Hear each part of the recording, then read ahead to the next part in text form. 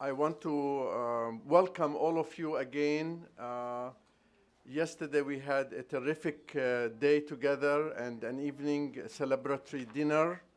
And this morning we're continuing. But before we go to our next panel, I would like to welcome wholeheartedly Dr. Abdul Latif Abu Hijle, who is the president of Birzeit University. He traveled all this distance to be with us, and it's so tremendous to have you with us, and we look forward to hearing your keynote address. Thank you very much.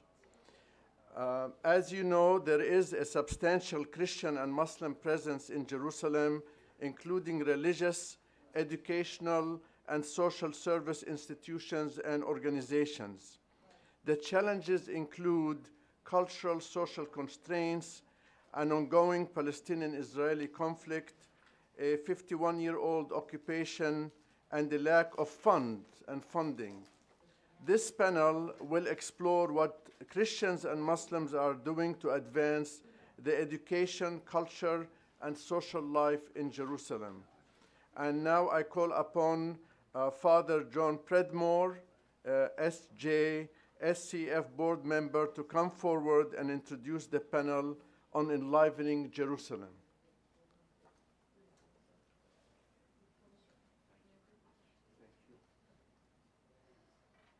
Good morning. I'd like to begin, if I may, with a little quote from Thomas Merton about art. Art enables us to find ourselves and to lose ourselves at the same time. The mind that responds to the intellectual and spiritual values that lie hidden in a poem, a painting, or a piece of music discovers a spiritual vitality that lifts itself above itself, takes it out of itself, and makes it present on a level of being that it did not know it could ever achieve. End quote. And I begin with this because I think of, as we begin this presentation, because I think of the old quote that the early Christians dealt with as they moved away from Jerusalem as they were expelled as Jews. And it was a question, what does Athens have to do with Jerusalem? Which is translated, what does culture have to do with the faith? And the church throughout the centuries has responded to it in separate ways. And the church is always best when it is dealing with it by accepting it and integrating culture and faith together, because they do go together. And I would imagine the different faiths and traditions have experienced the same sort of dynamics. So a lot of times when we think about culture, we don't give it much credibility. It gets diminished and disregarded. It's not as important as the legal aspects, the geopolitical aspects, the other more important aspects of life. But this is the place where we live. We live in the world of beauty. We live in the world of art. And what we're doing here this week is we're telling our stories. And what are the ways that we can tell our stories? We tell our stories to express ourselves, to say what's in our heart, how we're feeling, what our hopes. We tell our stories so that we can educate, so that we can inform others about what is happening in our world. We tell our stories so that we can touch beauty, and when we touch beauty, we are touching the divine. Think about when you go to whatever worship service you are in. In the Catholic Church, you hear a homily, and the priest knows it's going to be a good homily, but he knows that the music has to be good because the person never goes home humming the homily. You gotta, you gotta give a person something. So we have to begin to see art as mission, as a central part of the mission. And we have to see it as a silent, nonverbal power that we have able to access no matter what our situation. Our words are symbols, as we were alluding to in the questioning here. What are the words that we use to describe our situation? Silence is also a symbol. How can we strategically use that? Murals, paintings, images, values. Can we be craftsmen in whatever medium, if it's words or whatever medium we choose to use? There is a video and a TED Talk, a YouTube video and a TED Talk by a former National Geographic photographer, and I owe a lot to the Kingdom of Jordan for my development of the arts. When I went to Jordan as the pastor of the English language parishes, I brought my photography with me, but that also led me to begin to do oil painting. And just 2 weeks ago, I opened my art studio in Boston. I do watercolors and oil paintings. While I was in Jordan, I also sang with the preeminent musical group. So we sang and we danced and we acted. We did the very first Christmas musical, and it was an innovative way to take all of the life of a current Jordanian and bring the message of Christmas to people. The people cried. The people were so proud. They said, we didn't know that we as Jordanians had anything of which to be proud. We love our country. We love our tradition. Music has to move people. Art has to move people. Homilies have to move people. When we were there, we also brought Handel's Messiah to the kingdom, and we modified it. We sang 4 choruses in the Arabic language. We made Messiah. First time it was heard in the kingdom, we made it the people's song. And again, the tears that came down the cheeks of people. I had this one German sister who never smiled, always unpleasant. And I suggested that she might want to come to this concert. And she said, oh, I'd love to go. When are you getting me a ticket? I said, the idea is this is a fundraiser. You buy a ticket, 20 JD, and you come. We'll give it to you for 10-day JD. No. A friend bought a ticket for her, and she came, and she went back the next night buying her own ticket because she was so moved. Someone with a Scrooge-like heart, a religious sister, could be transformed. That's what art can do for people. We have this incredible power at our fingertips if we just learn to harness it. Back to this National Geographic photographer, he's got a video called Celebrating What's Right with the World. And he talks about his experiences as a photographer, looking at something and walking away, and then saying, I wish I took that photograph. And he explains one day he goes to this field of dandelions, beautiful mountain valley with dandelions all in bloom. And he said, oh, this is beautiful. I'll come back tomorrow and take a photograph of it. It would be better lighting then. So he comes back the next day, and they're all powder puffs. The dandelions are gone. He lost his opportunity.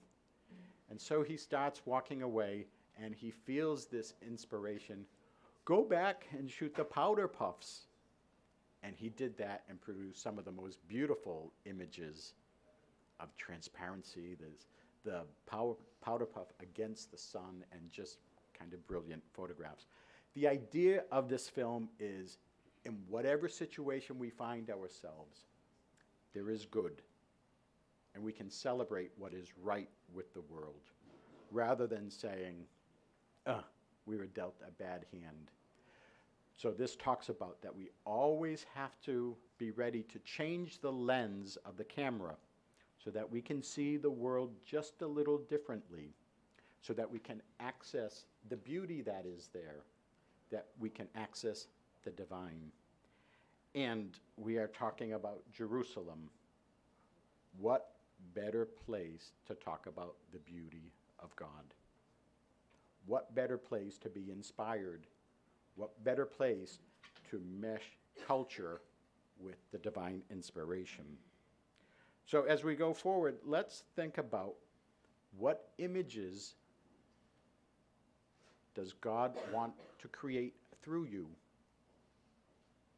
How is God going to work through your lives to bring the beauty of God's life into culture? What message do you want to convey? Where are you, O Lord, in Jerusalem? Let's ask God, and let's bring a new image to people so that they can be filled with hope and joy. So let me introduce to you or call forward the panelists today. I believe that Imam Hendy is on his way, so we'll begin with Father Michael McDonough, who is the Senior Advisor to the Apostolic Administrator of the Latin Patriarchate in Jerusalem. And if Imam Hendy does not come, I'm sure we can all listen to Father Michael's beautiful speech patterns. John Schlechter. And John is over here from the Executive Director of the Bethlehem University Foundation, who is equally as eloquent. So thank you for coming. And would you like to go for, you're on the list first. Okay. Okay. You've never known me to follow script, so I have a little diversion here. Following on something Father John just said, we're talking about enlivening Jerusalem. Now, it's very easy to recount for you all the institutional things that are occurring and education, the health sector, elderly homes, youth, scouts, all of those things are very active and they do contribute to an enlivening of Jerusalem. But they're within a certain sector. Each one brings a certain enlivening, but it also excludes a whole lot of other people that aren't part of those particular institutional activities. So what can we do to enliven Jerusalem? Well, first of all, let's kind of look at the word enliven. It's an interesting thing to do, and in order to stay within the parameters of the title given to us, it's to animate, to make joyous, to make spriteful, to make cheerful. Now, I don't think schools are necessarily going to bring that into their official academic agenda to try and, let's say, make things cheerful when you're studying some very dry subject, necessary as it is. So what I would like to look at is not just the horizontal. You've heard a lot of excellent information, insights, but I'd like to bring in the vertical a little bit more into our thing, because the Creator makes the creature. And now the creature doesn't need to return the compliment and start making the Creator the creature, and the human becomes the creator. That's one of the great difficulties, both in individual spirituality and corporate. We tend to become a needs assessment and then needs addressment. We look to needs to guide us. We neglect something very important, not to neglect the needs by any means, but we need to recognize who did the Creator make and for what purpose. He owns the earth. He created the universe. Why would we not involve him much more intimately in the process, in the difficulties? So what does he tell us in his word? Put not your trust in princes and mortal men in whom there is no help. And yet what were we doing? We're stuck on Trump, or we're stuck on Obama, or we're stuck on Netanyahu, or whoever else. And God says, what am I telling you, my people? I own the world.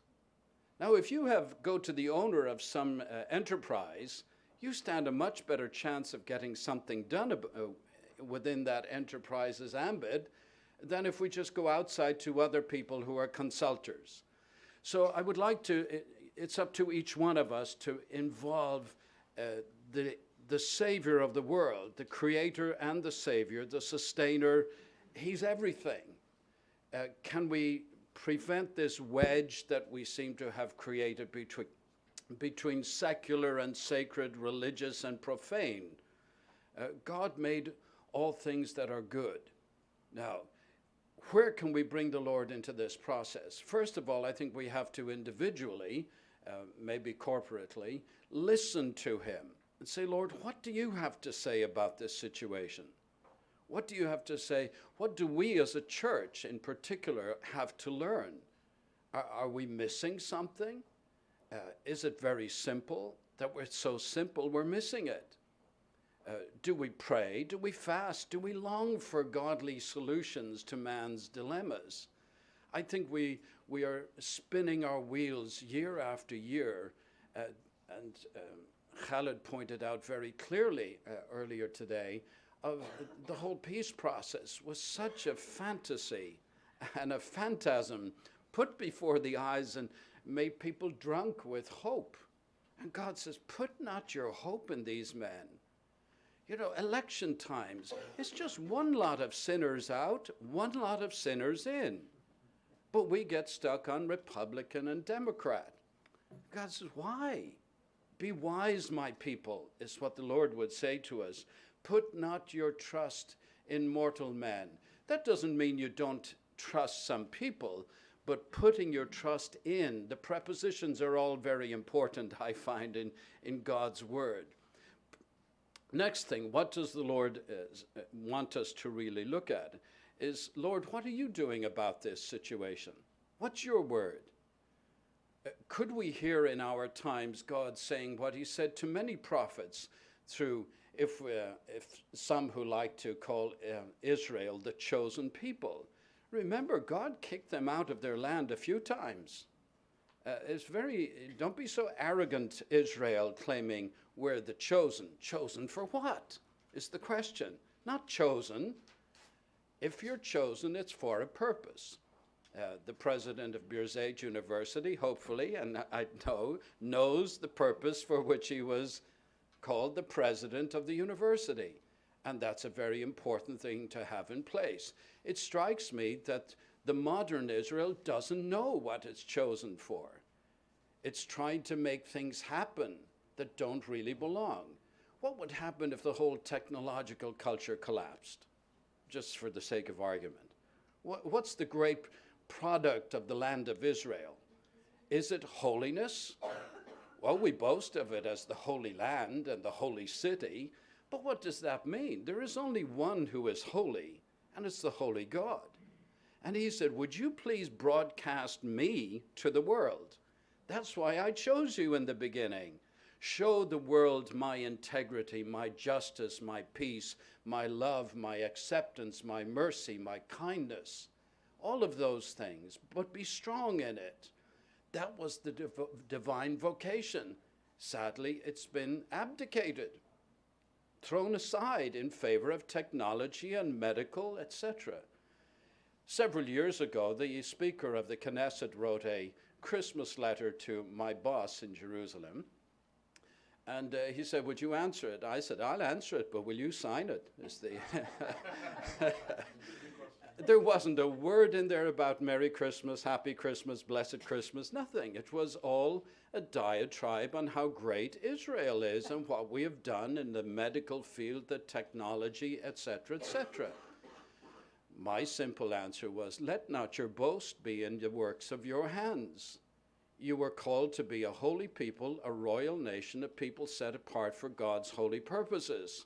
You have failed miserably. Merry Christmas. It wasn't signed. Now, I don't say that to put people down, but if you're going to elevate yourself, you open yourself for every shot that there is in the arsenal. You know, it's blessed Israel can criticize the Christian world and the Muslim world and every other world. If you're going to do that, you better accept criticism of your own thing and don't cry anti-Semitism. We're talking about truth and lies. You know, tell the truth. Now, we need to have a certain rhetoric that challenges them to be what you were called to be if you're going to be this only democracy in the Middle East called now the Jewish state of Israel. Where's the press shouting about this and said, this is not democracy? But we're afraid to do it. So what we have to do, I believe, to enliven Jerusalem, which I believe if Jerusalem is godly enlivened, the world will follow suit, because God is behind the move. Right? We must not act like we have a small God who's a grandfather sitting in his grand chair up in heaven, arms folded and looking down and say, well, boys will be boys and girls will be girls, and look what they're doing. He's intimately involved in everything, but we must get involved intimately with him to know when he's saying, move, stop, go, do this. If our ears, spiritual ears, are not tuned to the divine voice, we will expend energy and look for money and solutions, and it will all collapse. And we'll all be so miserably disappointed. And it's been nicely recounted for us, eloquently recounted for us, statistically recounted for us. And God is saying, now that you know all of that, now where are you going to go?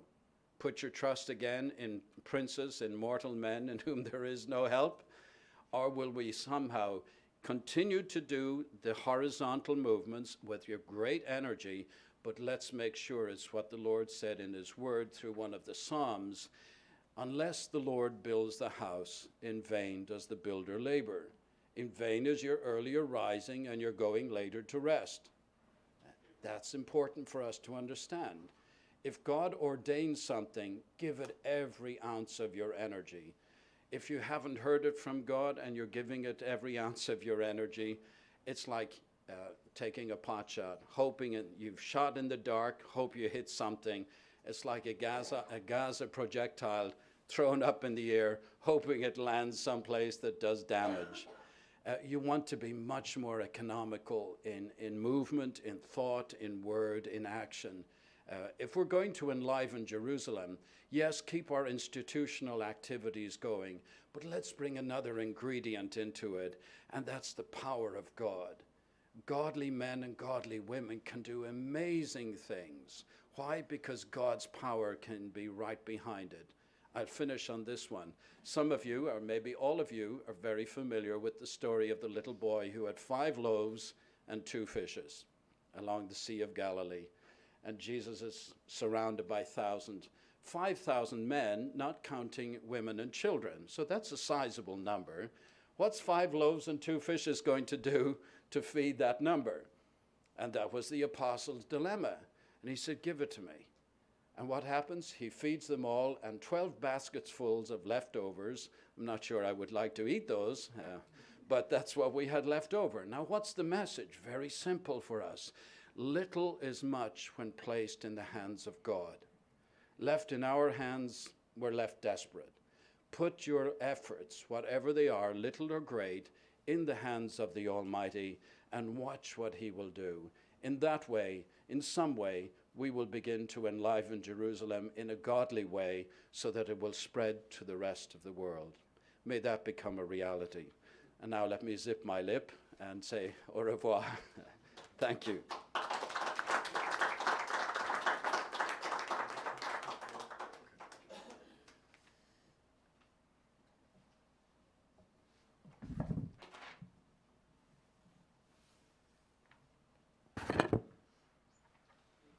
Good morning. I find it totally unfair that I should follow 2 clerics. This is not easy to do. But I did go to Catholic University for college and for law school, and I actually went with the intention of becoming a priest. So it's I never went into the seminary, but it's good to be with you this morning. The road to hell is paved with good intentions, I think, is what the nuns taught me at Catholic U. Good morning, and thank you, Rateb, for the kind invitation to be here, and congratulations to HCEF on 20 wonderful years of amazing work, and we wish you many more years of that wonderful work. I have to admit, I travel around the United States talking to donors about Bethlehem University and the Bethlehem University Foundation, and talking to an American audience. It's pretty easy to do because everything I talk about when I'm discussing the Christian presence in Bethlehem and Jerusalem is new and enlivening, and it's such a surprise. That's not true with this group, so it's a bit humbling and intimidating to be here with you. I'm a lawyer, so it's a bit like being a second-year law student and trying to explain the Constitution to Justice Scalia. So thank you for listening, and I beg for your patience and understanding. Just a little bit about what the Bethlehem University Foundation is before we talk about the wonderful work of Bethlehem University. I am not an employee of Bethlehem University, and I always make that very clear. I'm the executive director of the foundation. I work not for Brother Peter Bray, but for the board of directors of the U.S. Foundation that I operate. We are a 501c3 not-for-profit corporation organized in the state of New Jersey. We allow U.S. citizens the ability to make tax-deductible gifts in support of Bethlehem University. We are operated not by the university, but by our board of directors. We collect restricted gifts to go to the university, unrestricted gifts so that we can make grants to the university. And third is we support and collect money for an endowment, the endowment of about $25 million that serves in many ways as the lifeline to keep the university operating and successful. But Bethlehem University is unique as an institution. It's a combination of the work of the Vatican and the De La Salle Christian Brothers, and it was created in 1973 by the Vatican at the Congregation for Oriental Churches. But let's talk about why. Pope Paul VI visits the Holy Land. Now St. Paul VI visited the Holy Land in 1964. He encounters a Christian community on the decline. He was the first pope to visit the Holy Land since St. Peter. Two-day trip, the one fact that no one likes to talk about during the trip is that he never used the word Israel. In 1964, the Vatican did not have formal diplomatic relations with the state of Israel. In fact, that didn't happen until the middle 1990s. He visits the Holy Land, he finds the Christian community in decline, and then returns to Rome and says, we have to do something. A number of Christian institutions are created in Jerusalem, Bethlehem, and the surrounding areas, and Bethlehem University is one of them. It's charged by the Holy See and is a joint venture between the Vatican and the De La Salle Christian Brothers. Some of you are graduates of De La Salle Christian Brothers schools. If you're from Jerusalem, you would know them as the Frere. If you're from the Middle East, you would also know them as the Frere. In fact, the school that the Christian Brothers operate, now what was the Frere school in Bethlehem is now the university, and the Collège de Frères in East Jerusalem, which I've always, when people ask what is a good comparison, it's sort of like the Georgetown Prep of East Jerusalem. It's by far the one of the best schools in the city. I can say that because there's a few graduates here. So in 1973, Bethlehem University opens its doors. The Archbishop Pio Laghi, who later became the Vatican ambassador to the United States, serves as the first chancellor of the university. He is at that point the apostolic delegate to Jerusalem and Palestine as an archbishop.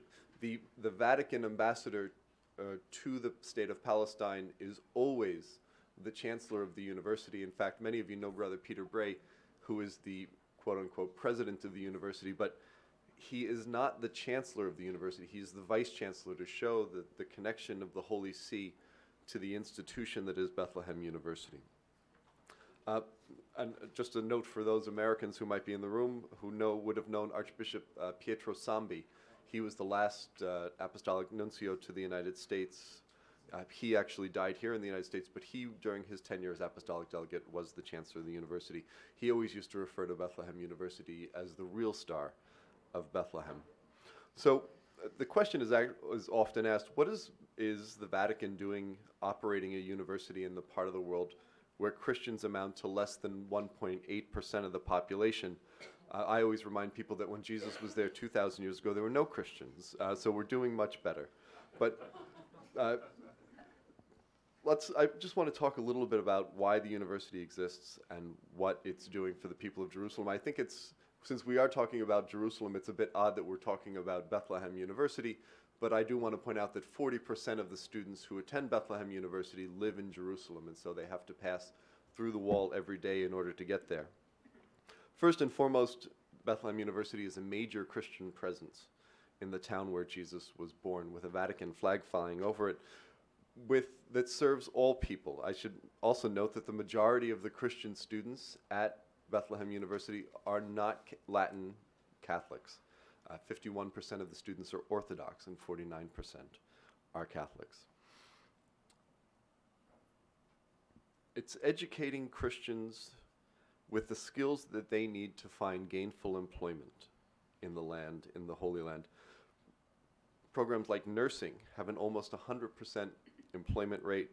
Hospitality and hotel management allow the students to work the graduates of the university to work in the hotels in Bethlehem, in the West Bank, in the other parts of the West Bank, and in Jerusalem. If you go to the Ambassador Hotel or the Notre Dame Center, the majority of the employees who work at those institutions are graduates of Bethlehem University. I actually went to the Waldorf Hotel last year when I was there, and every person who I met every employee there was a graduate of Bethlehem University. They did not buy me a drink, but that's okay. I was happy to pay for it myself. Tourism, if you visit the Holy Land and you have a Christian tour guide, the chances are a good chance that tour guide was educated and formed at Bethlehem University. It's also a place of encounter for the Christian youth, a place where they can attend daily mass, they can go on retreats and do Christian youth catechesis and have a Christian identity. In a place where Christians only make up 1.8% of the population, to have a campus community where Christians make up 25% of the campus, it's a place for them to encounter each other from the various Christian towns where they might come from. A student from Jerusalem can encounter someone from Taipei. Someone from Jericho might meet his future Christian wife at Bethlehem University. And we have stories like that. So it's a place of encounter for the Christians to get to know each other and not live in these isolated, fragmented communities. But it's also a place where Christians and Muslims encounter each other. When you have 75% of the population as Muslim students, many of them encounter Christians at the university for the very first time, and it's a place for them to form friendships, bonds, where they get to know each other, get to know of each other's beliefs. There's actually a course at the university that every student is required to take where you learn about both Islam and Christianity, and in doing so serves as a place of dialogue and encounter where at the end they don't see each other as Christian and Muslims, they see each other as Palestinians, and they see each other as friends. And I think that is so very important. I do want to, people often ask why should we support a university that's 25% Christian. I always remind people of the story of Cardinal Hickey. Cardinal Hickey was the Archbishop of Washington a number of years ago, and he was speaking at an investiture for the Order of Malta. And he said, we don't serve the poor and the needy and the disenfranchised because they're Christian, we serve them because we're Christian. And I think that really encompasses what Bethlehem University is as a work of the global church, and the university is supported by people from around the world of faith, of no faith, people of goodwill, and people who believe that education is the way forward to building a world based on peace and justice. I think that the university is a living example of Christ's message to serve our neighbors. And Catholic education is the way that the church has been doing that for 2,000 years. You can say whatever you want about the Catholic Church and all of its many failings and shortcomings, especially those that keep coming out in the media, but Catholic education is something that I don't think anyone can question because it has had such an impact on the world. And just a bit of good news about the university as I bring this to a close. Through the generosity of the Order of the Holy Sepulchre, which Rateb is a member of, I'm also a member, the university was given a gift of $1.5 million to build a new building that will house the Faculty of Nursing, and the building is to be called the John Patrick Cardinal Foley Hall. Cardinal Foley was a priest of the Archdiocese of Philadelphia. He later worked in the Vatican and eventually became the Grand Master of the Order of the Holy Sepulchre. The Order of the Holy Sepulchre is a group of Vatican knights and dames committed to the preservation of the Christian communities in the Holy Land. And Cardinal Foley preached at the Red Mass in Washington a few years ago, and he had a great story. He said, I was not sure if I was going to become a journalist or a priest, and so I taught CCD courses in my local parish, and one day Sister walked in the room and asked the students, do you like Mr. Foley? And one girl heroically stood up and raised her hand, and she said, Sister, we don't like Mr. Foley, we love Mr. Foley. And Sister was a bit shocked and said, well, why do you love Mr. Foley? And the young girl quite heroically said, because he teaches us about Jesus. And he said after that it was done, he went into the seminary and spent his life speaking about Christianity, and eventually became Grand Master of the Order and dedicated the remainder of his life to the preservation of the Christian community. And so I think that it's so fitting that at the Vatican's university in the town where Jesus was born, that the School of Nursing, the building that will house the Faculty of Nursing, is named after John Patrick Cardinal Foley, and most especially because the nurses who were educated and healthcare, it's the Faculty of Nursing and Health Sciences. The graduates of that university, of that institution, who will come out of that building, will bring healing to a part of the world that is so very much in need of both physical healing, but also spiritual healing. So thank you very much.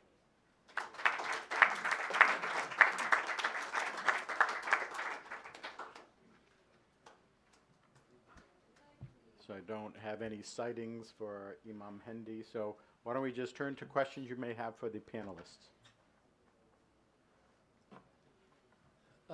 Father John, there seems to be a disconnect between the Latin Patriarchate in Jerusalem and the American Catholic Church. The American Catholic Church, I'm a Roman Catholic, and it's been quite disappointing that the American Catholic Church has relatively been very silent, silent to what is really happening right now with the cuts of the funding for the refugees and the overall Palestinian-Israeli conflict.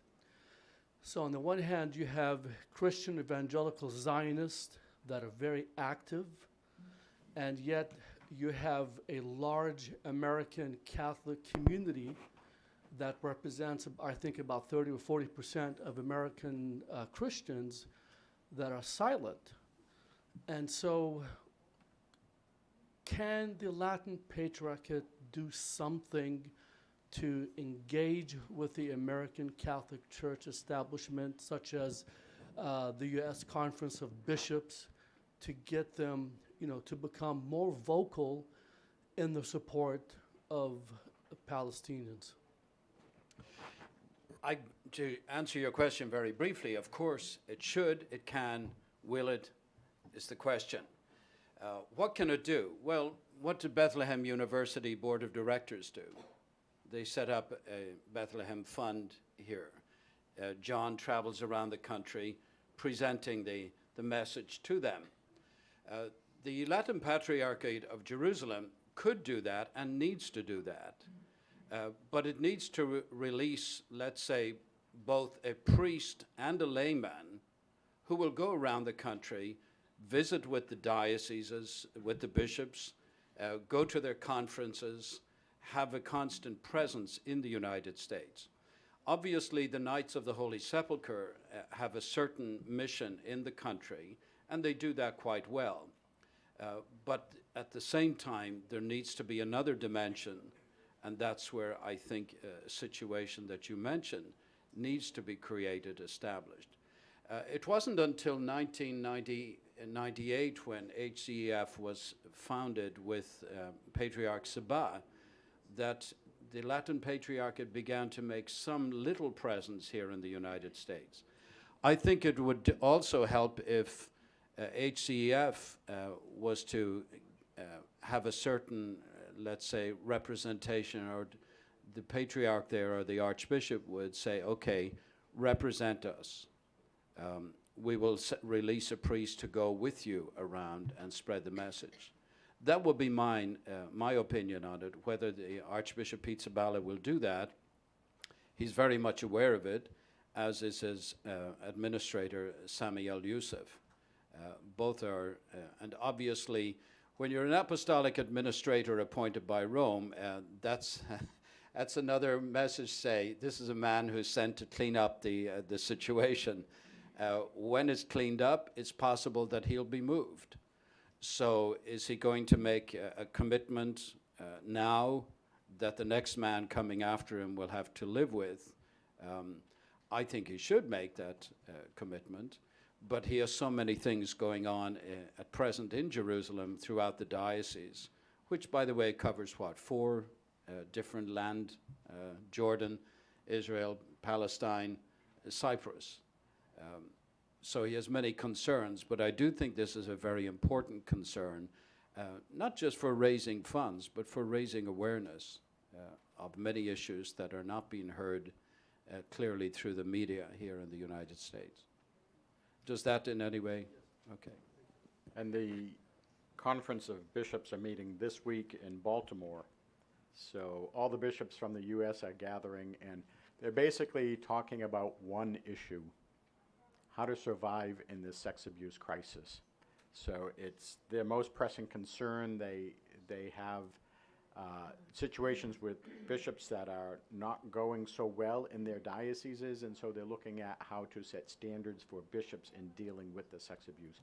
So this is their big preoccupation at the moment, and they're looking for relevancy. They're looking for how can we be a viable church? How do we need to change? They don't have any answers yet, but they're at least coming together to talk about that. So I think that is diverting some attention away from other pressing issues as well. John. Father John, I have one for you. Okay. Lovely little homily this morning about art and music and beauty. I may be asking a question that's apostasy, but can art, beauty, and music be transactional in a way that will help us to achieve our goals Absolutely. without violating it? Absolutely. It progresses it. It explains things in ways, and it speaks to people in many different ways that we can't understand. But we need to use it to portray an image that we want people to see. You go through the Tel Aviv airport, what do you see? Young girls crying because they don't have food. These are young Jewish girls crying because they don't have food. That's what American tourists see when they enter into the airport. What are the messages we are conveying? I don't know that we have set a mission for that, but it's certainly different avenues of approaching music. The music that you choose to listen to is going to be different. That's going to motivate a younger person, and we can be very directive in explaining the beauty that we see in the land, the beauty that we see in this process, the hardships, the suffering. There's all sorts of lament songs that can be created. We've got to use this medium. I'll just use this quote. A work of art opens a void, a moment of silence, a question without an answer, provokes a breach without reconciliation, where the world is forced to question itself. We need to be wise and clever in this regard. I think HCEF has gone this way a little bit, but might be profitable to take a more formal and broader look at how HCEF might be able to increase its leverage, good, ethical, Christian leverage, by subjecting it to that kind of a what do you say, a screening. Thank you. Okay. Just wanted to say that when our church group from Christ the King Lutheran, led by Pastor Hank here, visited the Holy Land in September, we went to a Lutheran school in Bethlehem, with which we've established a relationship now. And the young children there, boys and girls together, performed, Christians and Muslims, Palestinians, performed several songs, traditional Palestinian dances and songs for us. It was very joyous to see how they work together, perform together. If we could bring that kind of joyous performance to more people in the United States to see how Christians and Muslim Palestinians are interacting together with joy through art and music, I think that might be helpful. And maybe videos of that or bringing groups over might be something, I don't know, that HCEF could do or some other group to help spread that message, because it was keeping alive Palestinian traditions. And what a great image to present. And what's an invitation? What's the best way to invite people into whatever you're doing? You smile, you dance, you celebrate. People will come if you're happy. So what messages are we, what images are we presenting? The dancing church is always a good one. Yeah, and as Not the church of what the bishops are going Right. through. They're not dancing today. well, this is our great difficulty, isn't it? It's the little ones who are dancing and singing and for joy, and it's the adults who are frowning and discouraged. And while Father John is truly an artist, most people look at circumstances. That's what drags people down. Now, how do you... I remember growing up in Ireland, and it was common somebody say, "How are you today?" And they say, "Well, under the circumstances, not too bad." Okay. So it was years later I heard somebody saying to me, "Well, why are you living under the circumstances? Why are you not above them? How do you get above the circumstances without denying their presence and their reality?" Well, it's a change of mind. Okay. Now, here's a common one, if I may delay for a moment. In most Christian churches on a Sunday, you'll hear, "Holy, holy, holy, Kudus, Kudus, Kudus." Okay. The whole earth is full of his glory. And you're looking around and saying, where? All I see is unglory. Now, it's trees and sunsets and art pictures and flowers that people see the glory of God in. Why? None of that is made in his image and likeness. You and I are. Why are they not looking at us to see this glory, that the whole earth is full of his glory? Because we're not in union with him. We're out of sync. The piper is playing the tune and we're crying. Okay, the dirge is what's being sung, not the hallelujah. So a lot of this enlivening that we're looking for others to do or for pictures to do for us, it works to a point. But then the circumstances far outweigh the picture that I just saw at Tel Aviv airport, right? You go back to your own drudgery again, the gray days. We have to learn, how do you get above the gray days and not let the circumstances, or as the movie said, the tail wagging the dog. That seems to be what's going on in a lot of life, not just in the Middle East. Is circumstances are dragging everyone down. So I say, go to the Lord of all and say, Jesus, our Heavenly Father, mighty God, come, breathe this mighty breath like a tsunami and blow away all this foolishness that's in the minds and the hearts. That's my kind of Don Quixote figure coming into the reality of Aldonza and her companions. I just Sharon. wanted just quickly to follow up. I think we can combine the two questions about how do we get the Catholic Church in the United States more involved, or Christian churches in the United States, especially liturgical Protestants and evangelicals in their theology, we're not going to make much of an impasse, and bringing groups to places like the Lutheran school that you visited. I am shocked, I'm always awed, and I am incredibly frustrated by the number of Christian groups that I find that visit the Holy Land and visit sites but do not encounter that Christian community. And I've had groups that have gone to Bethlehem University who have said that the highlight of their trip was not walking into the Church of the Holy Sepulchre, was not renewing their vows at the Mountain of the Beatitudes, but it was sitting there with those Christian kids and Muslim kids talking for a good 20 minutes about what it's like to walk through that wall every day, or what it's like to have someone come into your house in the middle of the night with a gun because you posted something on Facebook. That's the encounter that we need. The bishops, some of the bishops are educated, some of them have no idea about the situation in the Holy Land. But I think that if we're going to really make an impact, hundreds of thousands of Christians travel to the Holy Land each year, and so few of them have that true encounter with what you would refer to as the living stones. And so I think that's something that each of us can do, is when we find that groups are going, reach out to them. Say, why aren't you stopping at this school that you support, or encountering going and talking to the Patriarchate. The Patriarch welcomes groups all the time where they can speak about the situation. So that's my 2 cents. So I'll stop. Thank you so much. Thank you for the fantastic presentations.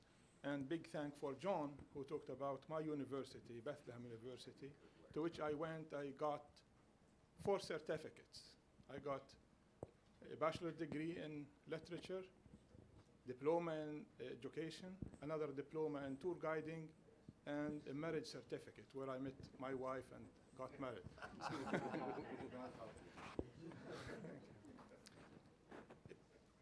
What important for the life of Jerusalem is actually the inhabitants that live in. Jerusalem with only buildings and landmarks and the wall and the shrines is nothing. I think the most important thing is how to improve the lives of the people there. When we learn that we have around 11,000 students in East Jerusalem who cannot go to schools simply because they do not have enough classrooms. This is a very sad reality. And when we learn that we have 140,000 Palestinians living outside the boundaries of the city, and at some point they might lose their residency rights in the city, and they like to come into to live within the city boundaries to maintain their status and residency rights, we should think not only of providing them with houses, but with schools, with healthcare. That's a big responsibility. This is a responsibility that I think falls upon all of us, Muslims, Christians, states, individuals, churches, and everybody in the world. For us as OIC, we identified 3 major sectors that we started to focus on since 2013 in East Jerusalem. One of them is education, healthcare, and housing. Of course, whatever we invest in the city, still it is the minimum or less than the minimum. And I just wanted to raise this point for the attention of the participants and the panelists when we talk about enlivening Jerusalem. Jerusalem without its inhabitants is nothing. And another point regarding the role of the Catholic Church. The Catholic Church played an important role and a firm role that was played a couple of times, I remember, in important junctures. One time in 1967, when the well-known hotel, Notre Dame, was confiscated, the Catholic world stood together and forced Israel to reverse the decision of the confiscation of that important landmark in East Jerusalem. Another important thing happened several years ago when Israel decided to confiscate the lands of the Crimson monastery to the west of Bethlehem. And then the Catholic Church stood firm and the decision was reversed. I just wanted to mention this just on opposite to a different thing that everybody knows, which is very unfortunate, that the Orthodox Church, which is its leadership is not Palestinian and not Arab, and it has been associated with very mysterious land sale deals of the properties and the real estate, mainly in Jerusalem and around Jerusalem. That's very unfortunate, and I think it should be addressed very frankly by the religious community in general. Thank you so much. Yeah, just to give a response to you, Shahar, you're absolutely right. I hold us clergy gravely responsible for enlivening the city of Jerusalem. And I'll just illustrate it briefly. There's a story told about an old wooden church in Kentucky, and it took fire. There was no fire department, so 2 lines were formed. One brought the buckets of water, the other ones took the empty buckets away to have a bag. So this elderly woman in her late 80s was standing in line, and next to her was one of the 60s hippies. And she looked at him and she said, first time seeing you here at this here church. He said, well, ma'am, this is the first time I've seen this church on fire. And somehow we priests need to get on fire because it's contagious. When somebody is alive and vibrant, things get done. It attracts other people into it, not to the person themselves, but to the activity. And this is where I think, sadly, the Greek Orthodox Church, you were rightly pointing it out, has been pretty much paralyzed by its own choice in the ways it has behaved and hasn't served the people vibrantly and very well. There are some good individuals within it, but there's a lot of corruption. And sadly, that's where I think we clergy are gravely responsible for doing something good and for some of the sad things that have occurred. Our last two questions. Yes, great presentations both days. And I think what we need to do, too, is to be very aware of the importance that we all have as individuals, especially in the U.S., because we are the ones that vote into power the people who make decisions that have such impact, such devastating impact on the people of Palestine. And it's a moral issue. It seems that it's something that all churches need to address. And we all need to do our part. Yesterday when I came back, last night I had an email from Jewish Voices for Peace asking us to get in touch with Cory Booker, who has now decided to co-sponsor legislation, making anybody who supports what little kinds of voices we have on BDS to support that legislation.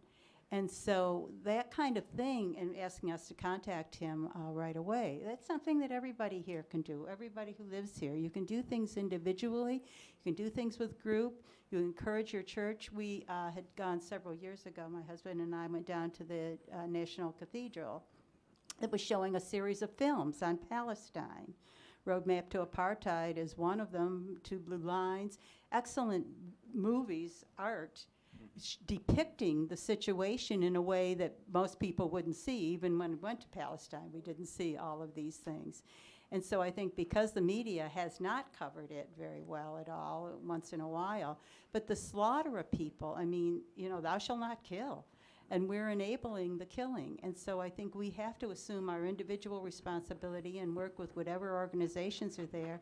What we did after seeing these films is that then we went up to Montgomery County, where I live, said we need to do the same thing. And we did a series of 4 films this fall, and 2 of the films were shown in Catholic churches, just by the Pax Christi group that we were with, saying that we would support and sponsor it. And I think, that's the kind of thing that needs to be done. We need to spread the word about the suffering that we are not only enabling, but we are funding. As citizens, we have a special responsibility for that. And when the UN goes ahead and votes, it's the rest of the world against the United States and Israel. And we cannot, according to the last representative we had, is we cannot say anything bad against Israel. And until that changes, and the people who speak out in this country, make that known to our elected officials, I think it's not going to change. And the same thing with the churches. It's great. You're absolutely right. The bishops and things, some of them have come up with some good statements. The Pope, too, in his visiting to Palestine when he was told by Netanyahu that he would not guarantee his security. He went anyway. And I think that kind of message needs to be down into the pulpits on Sunday, that this is a moral obligation that we have, in addition to all the other ones. Thank you. Thank you. I think it's also important to point out that Pope Francis recognized the state of Israel, of Palestine, and has full diplomatic relations, totally uncovered by the Western media. I'm afraid I don't have a speech. Where are the flames, ecumenically speaking, in Bethlehem, Beit Sahur, and East Jerusalem, of ecumenical and interfaith creativity that you see beyond just the Roman Catholic Church? Or, I know the Greek Orthodox situation, but where are the flames of partnership and energy where you are seeing some hope? For me, it's in the streets. I've given up on the denominations to do anything very positive. There's that one week at the beginning of January, which is